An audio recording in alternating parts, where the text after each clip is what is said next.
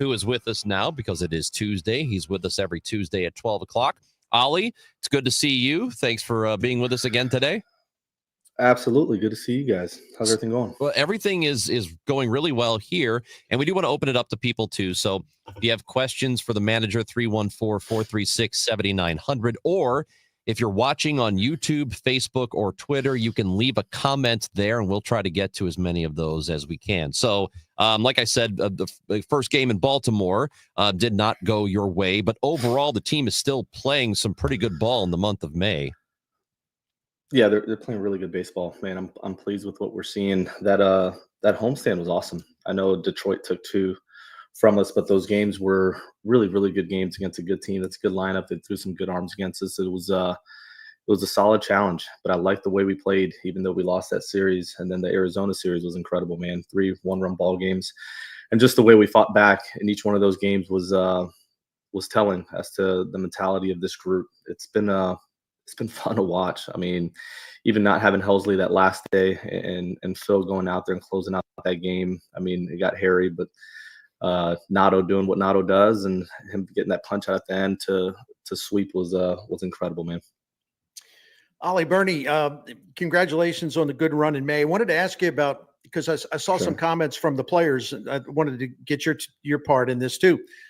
The crowds were bigger over the weekend, maybe to be expected because it's Memorial Day weekend, but still, from the naked eye, I mean, a lot more visible, a lot more energetic, a lot noisier. What does that mean for your team when you get that raucous atmosphere at home? Here's the way I'd put it: fans are earned. It's not just a given that people are going to show up for the sake of showing up. Fans are earned. And the last 2 years have not gone the way the club has wanted it to go, for the fan base has wanted it to go. And you have to earn that back. And you earn that back by playing baseball the right way and playing fun baseball. And we're doing that every game, every inning, every pitch, and we're starting to earn that back. But this weekend at home was incredible. I mean, the crowd – Friday night was awesome. Saturday was incredible. And then that last inning, man, when Nato decided to stay in that game to finish, the place went absolutely nuts. And what I can say is, one, thank you, because it's meaningful and impactful to have that place filled the way it was this past weekend. But the players really appreciate it. When you have a young group, man, you're really hoping they could experience Busch the way we've seen it in the past, and for them to understand what it feels like to play in St. Louis. So that's something that's earned, and we're going to play like the way we've been playing in order to get that back. You're going to play 9 games, a 9-game homestand starting on June 3rd against the Royals, the Dodgers, the Blue Jays. So, we'll see. I mean, they kick off the summer with some Cardinal baseball, and you continue to play well. I was there Saturday. That place was electric. And then you mentioned the catch by Nato. I mean, this was special. I mean, that was an incredible defining moment, I thought, for the club. I wanted to ask you about him because obviously he's still trying to find it at the plate, but he's so elite defensively. How does he and you as a club compartmentalize that? Because obviously he's doing 2 things at once and doing it really admirably. So he does a really nice job of separating that. He always has, and he takes a ton of pride in his defense, right? Like he views himself as really good defender and a really good hitter. And when he's on defense, he's focused on playing defense. When he's on offense, man, he wants to be the best offensive player on the field. But it goes back to his offseason, man. He felt like he wasn't moving as well. And he took that part of his offseason series. He came back in what he described as feeling in the best shape he's felt in a while, and he's moving like it. I mean, he's getting some balls that he didn't get to last year, and the plays up against the net have been incredible. But if you look at that game on Saturday, man, he makes that diving stop in the 6th hole and throws him out, barely picks it on the other side of it. Like that saved the game right there. So back-to-back games where his defense really comes to play. And offensively, I believe in Nato. I do, man. I feel like there's going to be a stretch of games where he's going to carry us. He hasn't looked the way he's wanted to up to this point, but I really do believe it's something that's coming. Ali, I wanted to ask you about Lars Nootbaar. He got off to such a great start offensively as your leadoff hitter. I won't read the numbers to you because you know what they are, and it's no need in boring everybody else. But he's in a rut. A lot of things are not going very well for him right now. What do you see there? What's going on, and how does he come out of it? Um, Man, there's two parts of it. Yes, he doesn't look the same way he looked early, and that's just part of the ups and downs of 162. You're going to have stretches where you are on fire and stretches where, man, you can't buy a hit. But I think there's a combination of that with some of his batted ball stuff. Like even yesterday, man, he hits a really hard line drive. I think 105, 106 center field. It's right at the guy. Some of those fall, and you just feel better about yourself, and you carry yourself a little bit different, and it doesn't bleed into the next day. So I think some of it is approach driven, some of it is just overall luck. But the combination of those two things not going his way at the moment feels a little worse than what it really is. But this is a guy that he controls he controls the strike zone really well. And those guys tend to not have too long of stretches where it doesn't start clicking for them again. So this is a guy that's not going to chase a ton, and I think we'll get back on track sooner than later. Just a quick follow-up. He's been, when he's at his best, man, he does such a great job of battling pitchers and taking pitches and just not letting them off easy. But I can't help but notice his walk rate during this downward time is really, really down compared to what it normally is. Yeah. Is that a sign perhaps that maybe he's being overly aggressive, or no? Yes, it is 100%. And that's the thing, when some of these hits don't fall, you tend to want to do more. That's what I'm saying. Like if that line drive is a double and the one back at home kind of drops in for him, then you feel better about it, and you continue to take the same approach that you usually take. When those don't drop in, you try to do a little bit more than you need to.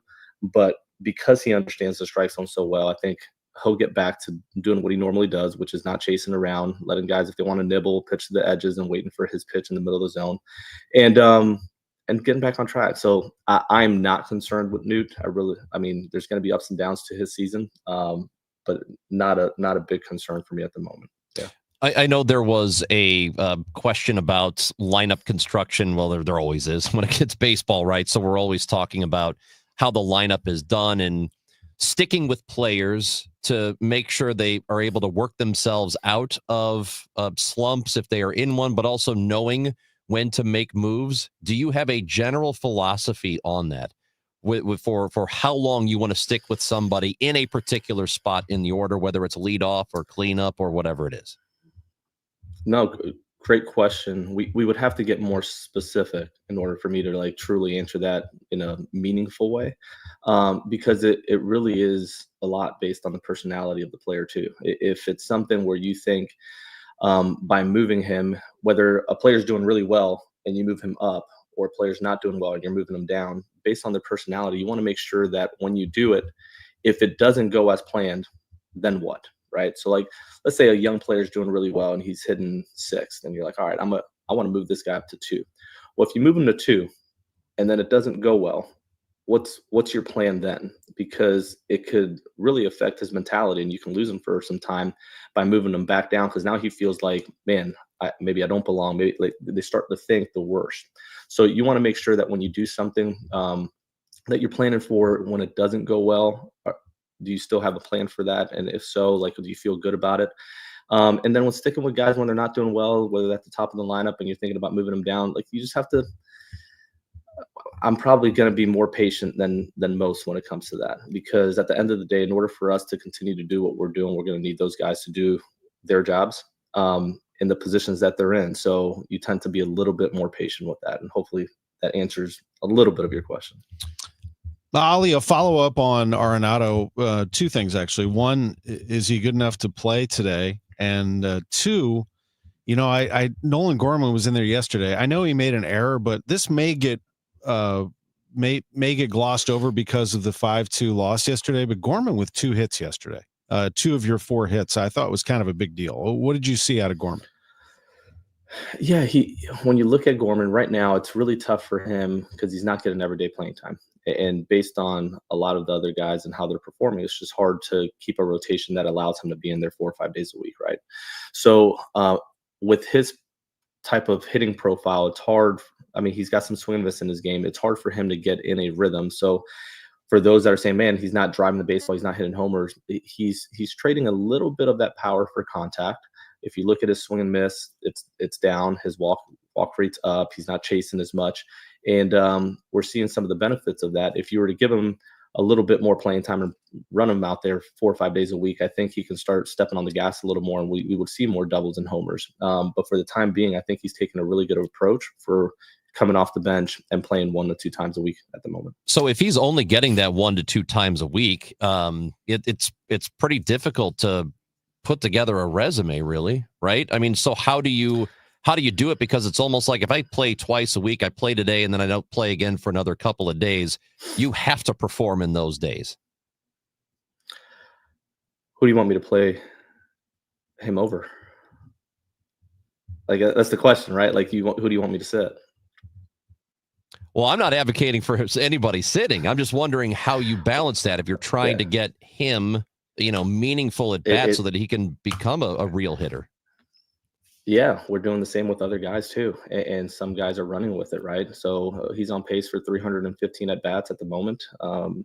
And the ups and downs of a season, injuries, like he may surpass that based on being able to get in there a little bit more as the season goes on. For the time being, that's just what the playing time looks like. And we've been very upfront and honest with him. I actually had a really, really good conversation with him yesterday. And he's creating a routine that allows him to stay ready, knowing what the situation is today, and knowing that might change. But he needs to create the regimen that allows him to take hold of that opportunity when it does come. Because the season's long, man. It's bound to happen where he gets a much longer run, and that'll be his time to show it. But for the time being, that's just the rotation that it allows for. It's not ideal, I'll tell you that. But we're trying to balance it. Usually when we talk about Gorman, then we talk about Walker. They're so linked together because so much is at stake for both of them. Before yesterday, Walker in his previous 10 games, was hitting 375. His slug was over 5. He had that big home run in Kansas City, drove in 8 runs, and we saw the big hits over the weekend. But I don't really care about yesterday. I know it was a rough day for him, so I'm going to just put that aside. What are you Sure. what are you seeing? What are you seeing from him? And I know 10 games is a small sample, but what are you seeing from him that tells you he's finding something? I think in hearing him talk through how he's feeling with the adjustment that he's making with where he's actually launching from, that gives me some hope that we're headed in the right direction, because it's not just an adjustment that Brownie feels like is going to be more effective, but it's one he's comfortable with. So those two things coming together is a good thing. And for him, it's going to be a lot of just pitch selection. Like yesterday, to your point, not a great day, but if you see what they did, they were just spinning him to death down and away. And it's going to come down to him being disciplined enough to get the ball closer to him. Because when he does, we saw what that weekend looked like, and that was fun. If you get a contributing Walker to that degree, it's a lengthy lineup, especially if he's going to be down there in the 7-8. There's not a whole lot of breathing room there. So he's continuing to take strides. I'm thrilled. Like, when I say thrilled, I am absolutely thrilled with the way he's going about it. There's a significant difference in his routine and how dialed in he is to it, how committed he is to it. And that's what gives me some hope in that, man, this is going to click sooner than later, because the work ethic's there. This guy's a super athlete, and there's a commitment to it now. So I feel good about it. Cardinals manager Ollie Marmol with us on this Tuesday. If you have questions for the manager, you know how to do it. Facebook, YouTube, or Twitter, leave a comment. You can also text 314-436-7900. Bernie, Tom, and Chris with the Cardinals manager. More with him next on KMOX. Do you have $10,000 or more in credit card debt? Are you barely getting by making minimum payments? With credit card debt reaching all-time highs, National Debt Relief is letting everyone know about great debt relief options now available to help people with overwhelming credit card debt. These options may reduce a large portion of your credit card debt. Get a free debt relief consultation when you call 800-586-4040. 800-586-4040. 800-586-4040. Meet me at the Muni in Forest Park. Hey, it's Julie Tristan for the Muni Opera House. For the best selection and prices, become a Muni subscriber. See all 7 Broadway hits for as low as $126. Great seats are going fast. Pick your night, price range, and seat. Single performance tickets on sale May 19th. Single tickets start at just $21. Buy at muni.org. Call 314-361-1900 or visit the box office in Forest Park. I'm Ed Evans, CEO of Consumer Cellular. No, we're not one of the big guys. Truth is, we don't want to be. If you're over 50, Big Wireless probably has you paying for more data than you might need. You could be throwing away thousands over a lifetime. We're not here to be the biggest. We're here to bring you something we believe is better. Our plans start at just $20. You'll get the same fast nationwide coverage without the big wireless bill. Call 1-888-FREEDOM, visit consumercellular.com/facts or a store near you. Plans include $5 credit for auto pay and e-billing. See site for additional facts. I really need funding to expand my inventory. Swish Funding can help you expand inventory, upgrade equipment, and boost your cash flow. Well, okay, but I need funding fast. Swish Funding provides funding from $25,000 to $2 million with payment terms tailored to your needs and cash in your account in less than 24 hours. So what's the catch? No catch. If you've been in business for at least 1 year with monthly revenue of $50,000, you could qualify. Just go to swishfunding.com to apply. That's swishfunding.com. 104.1 FM KMOX, the voice of St. Louis. Stronger than ever.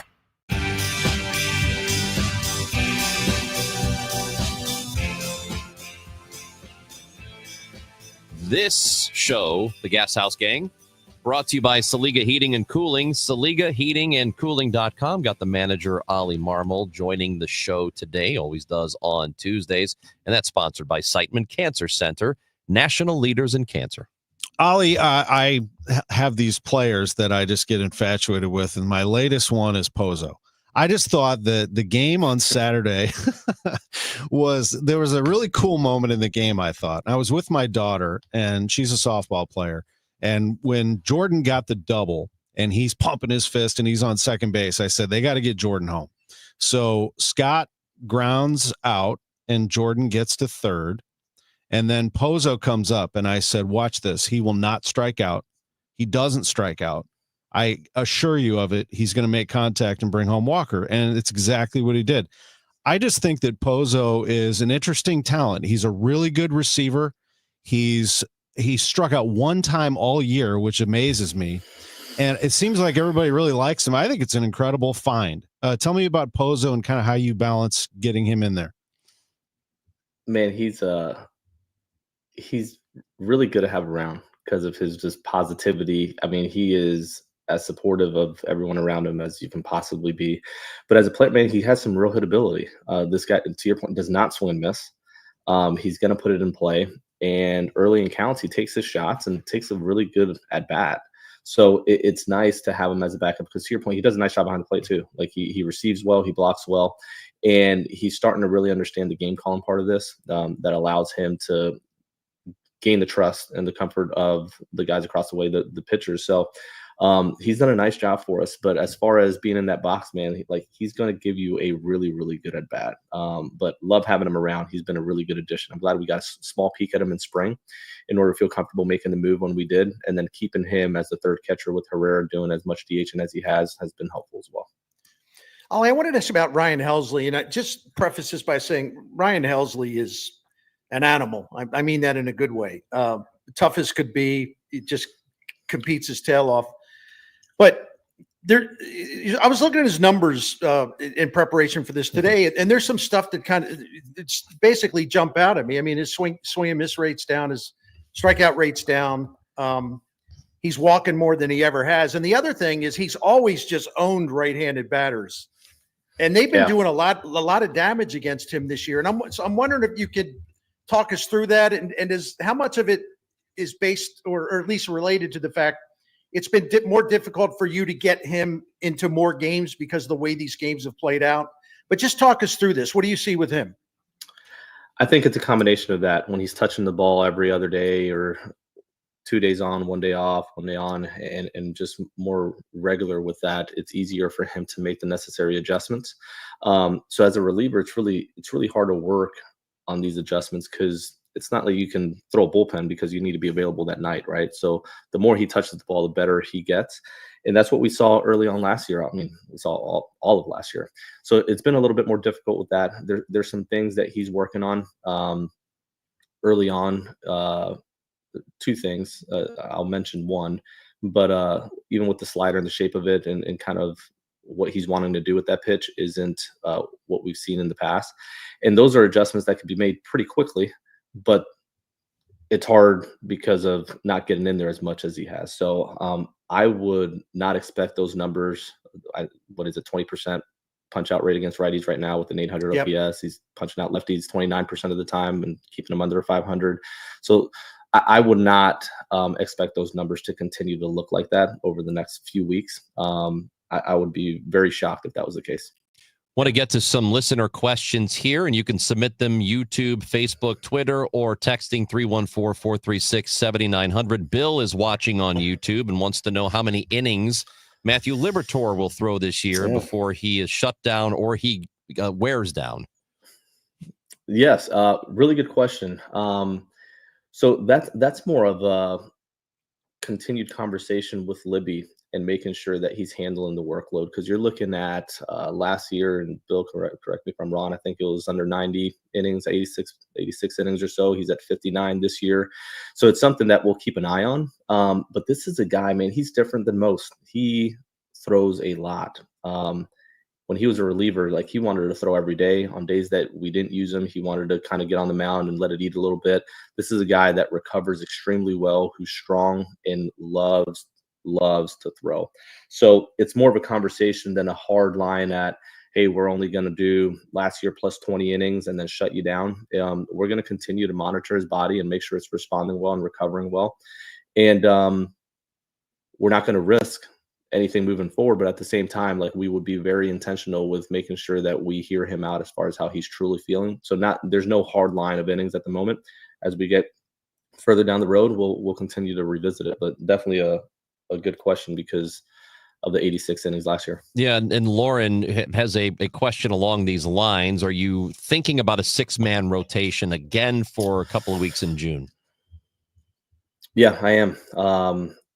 If you look at the league at the moment, and thank God that it's worked out the way it has, but we've been very lucky with injuries. And a lot of that had to do with keeping everybody on a 6-man rotation in April. That's the month that gets everybody. But the injuries are through the roof across the league. We've been able to keep our starters healthy, and in order to continue that, it could be helpful to insert that 6-man. How we do it, we're continuing to discuss that and when. But it's definitely a topic at the moment. We've got a caller, Dan, who is with us in Florissant. Go ahead, Dan. Hi. Just a question. First of all, just want to compliment Coach. Man, what a fun year. It's really been exciting. I'm a huge fan. It's got me sucked back in. I'm watching every single game, or I'm reading it in the paper or whatever. I was just curious as to what your mentality was in that dogfight of a game against the Cy Young winner that we had to compete against in Detroit, and was wondering why. I'm sure Helsley could have been a good fit to get in there. I know you're thinking, hey, the game was tied, just wondering if you could take us through that. I'd appreciate it. Absolutely. I'll give you the short answer and then the long answer. The short answer is I jacked it up. The long answer is I'm sitting there, and I'm gonna go through that lineup again because you had Torres in the two spot. Matz was doing a really nice job. The one at bat that scared me was Matz against Torres. There's a reason they pinch him in between those 3 lefties, and it's because he scorches lefties. And I'm sitting there and I'm thinking, gosh, if I let him face Torres, meaning Matz face Torres, and he clips him for a homer, we're going to be down a run without using 2 of our best relievers in Leahy and Helsley. The best thing that could have happened is you leave Matz in that game. He gets Torres out, and then you just go to Helsley in the 9th, which is what you're supposed to do. You're tied at home in the 9th. You use your closer, especially in the meat there. But I did not want Matz to give it up to Torres, so I bring in Leahy, and he gets him out. Now you're in a little bit of a pinch because Leahy's been really damn good. And do you want to use him for just 1 out? So we sat there, Scalzo and Dusty and I, and we were talking through, man, do we allow Leahy to go through the 9th and gamble here because he's been really good, and then you have Helsley available in the 10th with a runner on second, and he's your biggest swing and miss guy. We got burnt. If I had to do it over again, I would not do it that way. I think I would actually I would either let Matz face Torres and gamble there and use Helsley in the 9th, or just use Leahy for 1 out and just go to your best guy in the 9th there. I felt like the players did everything they needed to do to win that game against a really good pitcher, and I didn't put them in the best position to finish that properly. There is a listener question about, let's see, during that series, should the Cardinals, or this is during the last series, should the Cardinals challenge the win that was given to Helsley over the save he earned and given the win to Matz where it probably belonged? Did they care about? Yeah. Oh, you tried? Yeah, I care about it. You kidding me? Absolutely. Yeah. We all do. So they said no. So yes, we tried. A couple of comments on here. Here's one. Zach says, do they take questions straight from here or somewhere else? Well, there's your answer, Zach. We take them right off everywhere. It's right there. Henry wants to know the biggest difference, just to summarize this, from last year to this year that makes you confident about the chances this season. Do they play with a chip on their shoulder? Would you agree? What's the difference between this year and last year? Is there one? Yeah, I think we're starting to see some real buy-in from our guys, and that's all 26 guys and that are in that clubhouse. There's real buy-in as to what we're building, and there are some short-term goals and there's some long-term goals, and we'll balance those. But there's a real commitment to the daily grind of what we're trying to do and what it looks like to work every day, what it looks like to take team at bats and to build something that could be fun to watch for quite some time here. Guys aren't just taking at bats for themselves. They're not just looking at their numbers. They're truly looking at, how do I contribute to a win today? And we are training to win every day. There's going to be games we come up short. Yesterday we came up short, man. We usually don't give up 3-run homers. We've been really good about limiting damage to that degree. And Morton, he threw a good game against us. He spun it well, used the sinker properly, and we just lost, right? You're going to have games like that, but they're truly committed to playing the game the right way every day. And I think it'd be hard for someone to argue against that at the moment. Couple of questions from the text line. This one says, there was a flare-up between you and the Diamondbacks dugout before Sunday's game. What was that all about? Also, I assume you won't be getting a Christmas card from the Culpas this year. And a different texter wants to know how much it costs when you're ejected from the game. So, oh, goodness. How do I want to answer this without getting into more I defend our coaches and our players above everything, and I will continue to do that. I give two damns about how it comes across the way. I'll leave it at that, but I will defend our staff and our players all day, every single day. How expensive are the fines? They can get up there depending on how long I stay out or what I say. So they can get a little pricey from time to time. Yeah. Hey, I'm not going to throw a number out there. Ollie, I know Culpa pretty well. You want me to talk to him a little bit for you? No, I actually talked to him. Right, then we had a conversation the next day, and he was great about it, man. He was an absolute pro, and we were able to talk through some things. I don't mind Culpa at all. There's very few of them. I mean, here's the thing, man. The reality is, you're playing an emotional game where things hinge on balls and strikes, and I mean it comes down sometimes to that 1-1 count being 2-1 rather than 1-2, and that's a big deal. And when you're vested as much as the players are, I rather be the one sitting in the clubhouse than one of these guys, Herrera or Nato, sitting in the clubhouse. I'll go inside and I'll watch from in there and let them continue to play. So yes, I'll keep it at that. I like hearing that you talk to Culpa. Culpa seems like a good dude anytime I've talked to him. Bernie, you got any good Baltimore tips for Ollie? I mean, he's there one more night. That's your town, man. I mean, if he needs me to educate him about crab cakes, it's a lost cause. So I'm not going to waste my time. So, don't Ollie, when you're there, man, don't be eating BLTs. You can get them anywhere, right? Don't be eating like chicken Caesar salads. You can get them like every city in America. You got to go pound that crab meat, man. Right? I love it. I agree with you. That's the one thing about traveling to all these cities. I do try to get out and try what's specific to that city. So yes, I'm with you on that one. No BLTs. I'm good. Also, we always love to talk about how here in St. Louis we're charitable. And Eli wants to know if you need any money, Ollie, because he would like to help you out with all the ejections. I'm assuming that's what he's talking about. So he's willing to help you pay. No, we're good there. It actually, you know what they do when they eject you and they fine you, they actually it goes to a charity. So that's the way I view it. I'm just helping others. So that's why we're so charitable, because you're giving all your money to charity. Do you think I have a follow-up question on that? Because every time you get thrown out, there's always stuff on social media and other places. It's like, it seems like every time he gets thrown out, his team's fired up. And I understand that would be the impression.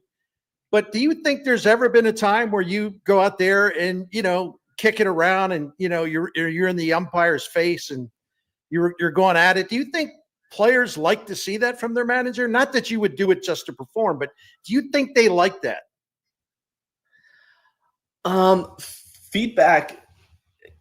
Gosh, when I played, I did. And maybe I'm just that type of emotional play. Like, what I'm saying? Like I that's the way I'm wired. I'm sure there's some where it doesn't matter, and there's some that really do appreciate it. I was on the side of appreciating it, but at the end of the day, when there's a bad call on Nolan and he looks into the dugout, I'm going out there.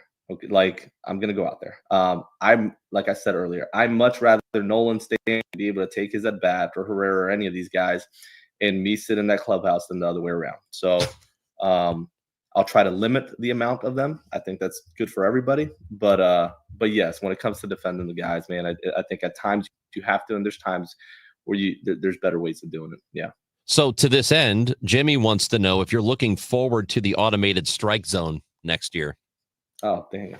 You guys are just trying to get me in trouble in this last 15 minutes, huh? That's Jimmy's fault, not mine. You know what? We did it in spring training, and I did like it. And in talking to some of the umpires, at the end of the day, man, they just want to get it right as well, right? No different than the replay. Like they want to make sure the game is called the right way. So I think doing it with the challenge system might be of benefit because there's certain games, man, there's certain parts of the game where you just want the right call made. And what they do is hard. I will say that, like, not missing pitches is difficult. And sometimes they come in crucial parts of the game. So being able to get it right, whether that's you have two of them a game, whatever the case may be, I think could benefit the game. I do. Manager Ollie Marmol, we appreciate your time as always every Tuesday. Thank you for taking the tough ones. Yeah, absolutely, guys. Good seeing you again. Thank you. The conversation with Oliver Marmol, sponsored by Siteman Cancer Center, national leaders in cancer. He's with us every Tuesday at 12 o'clock. Still got Bernie Miklas, Tom Ackerman, Chris Ranji. The Gashouse gang continues after this on 104.1 FM KMOX. The Martins came over, we were having spaghetti when we suddenly noticed that we started getting sweaty. So we grabbed the keys and we ate it in the van. That's what my friend said. Call Cherry Kelly, man, CherryKelly.com. Give him a call even though it's late, CherryKelly.com. Start your summer with a weekend showdown. Shohei Ohtani and the Los Angeles Dodgers roll into Busch Stadium June 6th through the 8th. Be there Friday for a cool new promo, the first ever Cardinals neck fan. Perfect for hot game days. Then on Sunday, young fans 15 and under take home a Rawlings Kids Glove. It's a weekend of big matchups and big giveaways. Get your tickets now at cardinals.com/promotions. This is Mason Wynn, St. Louis Cardinals for the Loop. The school year is finally over and it's summer vacation for all our teachers. Celebrate at Busch Stadium. Teachers Night presented by Millipore Sigma is back at the ballpark on Monday, June 9th. With the purchase of a special theme ticket, you can take home an exclusive Teachers-inspired Cardinals jersey featuring the birds on a pencil. As a special treat, the first drink of the summer is on the Cardinals. That's Monday, June 9th, Teachers Night at the ballpark. For tickets and details, visit cardinals.com/theme. This is Steven Matz, St. Louis Cardinals for the Loop. It is 67 degrees and cloudy in St. Louis. The high today will be 73. The weather brought to you by Jerry Kelly Heating and Air Conditioning and Electrical. Do you have $10,000 or more in credit card debt? Are you barely getting by making minimum payments? With credit card debt reaching all-time highs, National Debt Relief is letting everyone know about great debt relief options now available to help people with overwhelming credit card debt. These options may reduce a large portion of your credit card debt. Get a free debt relief consultation when you call 800-586-4040. 800-586-4040. 800-586-4040. Hey guys, Glover here with my friends at Michael's Baths. So, as you know, it's such a great deal. If you've been looking at other companies like Bath Fitter or 3-Day Kitchen and Bath, Mike does it local. He does it family. He's been doing nothing but bathrooms for 30 years now. And while many companies are raising prices due to tariff uncertainty, Michael's Baths is doing the opposite. They're offering $500 off any shower or tub replacement and $1,000 off a full bathroom remodel, turning market challenges into savings for their customers. 636-775-0800, michaelsbaths.com. Mizzou football is here to stay. After an undefeated home season and a second straight 10-win year, the Tigers are looking for more in 2025. Eli and the boys have done it again. With a top 10 transfer portal class and a strong home schedule highlighted by Kansas, Alabama, South Carolina, and Texas A&M, you don't want to miss out. Get your spot in line by joining the season ticket waitlist at mutigers.com/FB waitlist. MIZ. We've been here 30 years, 30 Christmases in this house, and we have the traditions that most families have. That's Terry talking about her experience with Rhino Shield ceramic coating. We did Rhino Shield 14 years ago, and the house still looks the same as the first day. Rhino Shield really worked with me to help me get just the right, nice, soft yellow, and it's 14 years later, and it's the same color. The main reason Terry called Rhino Shield is because it's backed by its 25-year transferable warranty. It just sounded wonderful that we could have the house coated with Rhino Shield and not have to worry about it again for 25 years. Take it from Terry. Give Rhino Shield a call now for a free evaluation. 877-25-RHINO. 877-25-RHINO. Or visit 877-25rhino.com. There have been neighbors that have come by and said, "Did you just have your house painted?" Because they wanted to know who the contractor was. And I said, "No, it's actually Rhino Shield." 877-25rhino.com. Hi, this is Charlie Brennan. I see clearly now thanks to the doctors, Greg Birdie, Ranjan Malhotra, Robert Brusati, and Andy Royer. You can too. YourEyeDoc.com. Tonight, the Cards, the Orioles. Ameren Total Access 440. Cardinals Radio. 104.1 FM KMOX. Outfield is straight up for Wynn, and the next delivery to him is hit high in the air to left field. Did he get it? Back to the wall, looking up. It's gone! Into the bullpen. Big fly, Mason Wynn. Bernie Miklas, Tom Ackerman, Chris Ranji on the Gashouse gang. And this question, we just spent several minutes talking to manager Ollie Marmol, with us every Tuesday at 12 o'clock. And this question was from Nick, and it was for Ollie, but I feel like we can talk about this here too. The current trend, Nick says, is to give excellent young talent 10-plus year contracts. We've seen it with a lot of the great players like Soto and Tatis and so on and so forth. And Nick says, I just don't see DeWitt doing that. So let's say they do end up with, I mean, who knows, maybe Jordan Walker just really goes on an incredible tear here and they want to keep him long term. And maybe it would cost a 10-year contract. Do you think the Cardinals would ultimately swim in those waters if they have to? It's interesting. I like how Nick also pushed and said, Chris, don't skimp on my question. You know, I like the urgency from the fans. It's good. They want to know, man. It's in the chat. They want their questions answered. Darn it.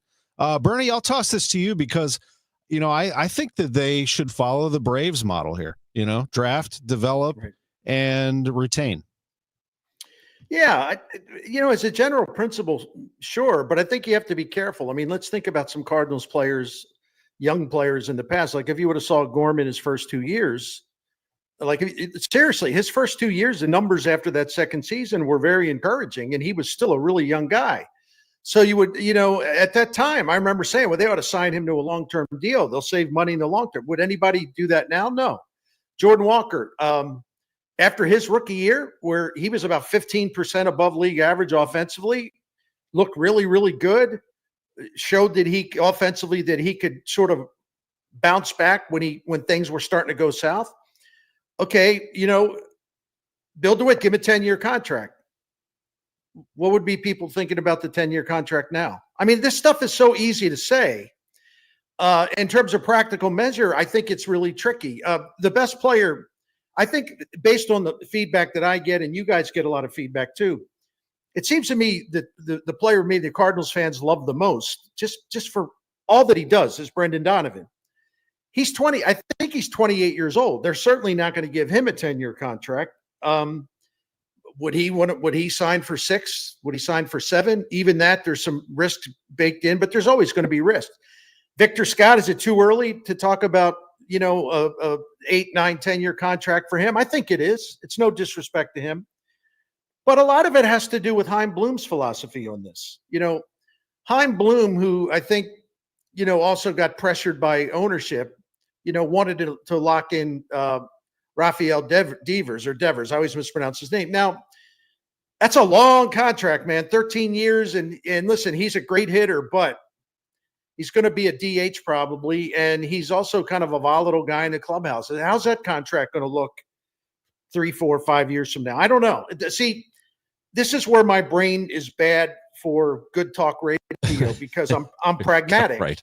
And I know you're supposed to have a hot take. I just don't. Well, and Zach and Nick both have checked back in and said they've been talking about Mason Wynn, who seems to be that emerging talent. That's a guy. Yeah. Here, I would say this though: the difference between like Fernando Tatis and Mason Wynn is Tatis was an OPS in the mid 900s when they did that. When they're giving him that kind of contract, it's a little bit different with Mason Wynn, who's emerging we know he's a good defensive talent, but he's emerging as an offensive talent. Not quite there, though. I think it'd be different if they had raised a Fernando Tatis. Now you really have to have this conversation. Yeah, Tom, and I think, Nick, and I apologize to him. Yeah, Wynn, for some reason, I forgot to mention Wynn. He looks like a candidate for sure. And then you got to even think about J.J. Weatherholt. He's not even in the major leagues, but if he's going to be the type of player they think he is, and he gets off to a great start in his major league career, he might be one of the better bets about giving out a long-term deal to a young player. They also have to want to accept it, and their agents are going to want to have to accept it. But this idea that Bill DeWitt's never done this before, or he doesn't do it. Hello, Albert Pujols, Adam Wainwright, only 2 of the greatest players in the history of the franchise.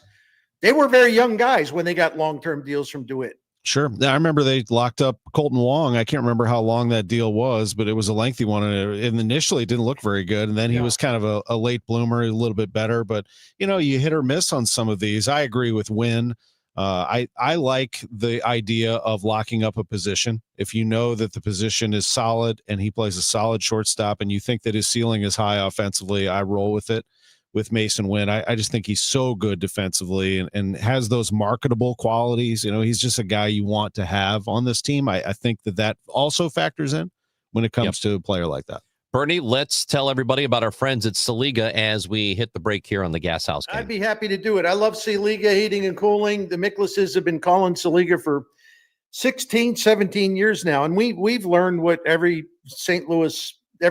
multiple generations of St. Louis families have known since 1927. That's when Saliga opened, and the Saliga family's been taking care of St. Louis families for nearly 100 years. I love that.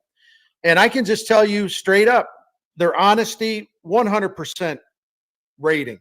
Their knowledge, professionalism, 100% rating. When they come into our home, we never have to worry about them trying to hustle us or talk us into something we don't need. Saliga Heating and Cooling does it the other way.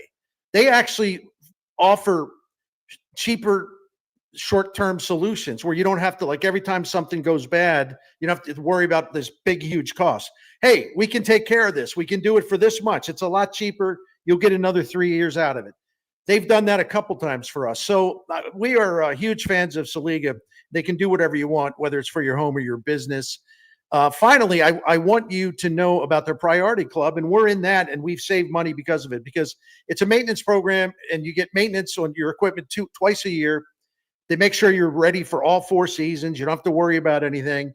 And if there's sometimes, as it happened with us a couple weeks ago, about 3 weeks ago, there's a little problem, they'll catch it. They'll catch it on the spot before it becomes a big and expensive problem. So the one of the benefits with preventative maintenance is it extends the life of your equipment, but you'll also have that peace of mind. So check out everything at Saliga by going to SaligaHeatingandCooling.com. The phone number 314-481-7333. Go to SaligaHeatingandCooling.com.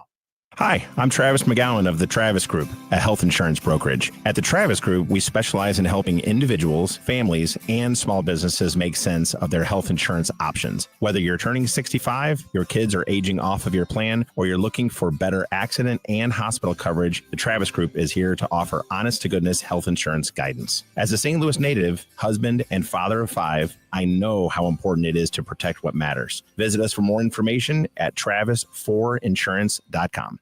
This is a test of the emergency alert system. This is only a test.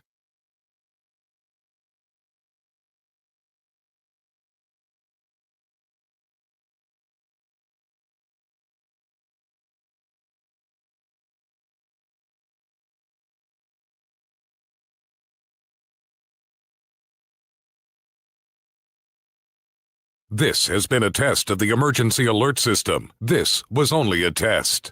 Hey, it's Jeff at Sachs Financial. Over the last 15 years, we've been able to help our clients focus on the fundamentals and tune out the daily grind by putting a great retirement plan in place. If you don't have one, find out how to get started at retiresafestl.com. Here's a few questions for you from California Psychics.